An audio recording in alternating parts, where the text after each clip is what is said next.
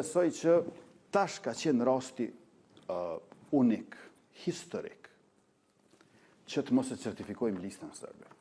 Ju kishë një kërkesë për u hallë poshtë nga KQZ. Andaj edhe përfaqësuesit tonë, të cilët nuk u mbështetën nga opozita në KQZ, ishin aty kundër certifikimit të listës sërbe.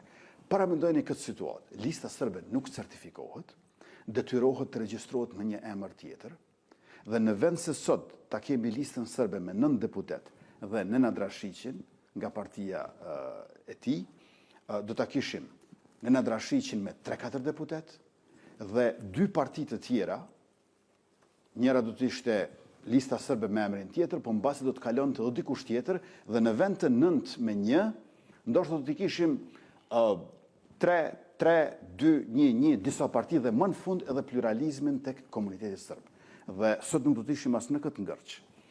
U hupa i shans historik për bindjen time dhe është gabim tash që në njërin anë të pamundsosh kvorumin për të mos e certifikuar listën sërbe si shka bërë opozita, e në anën tjetër ta pamundsosh kvorumin që të zgjidhet Albulena Haxhiu.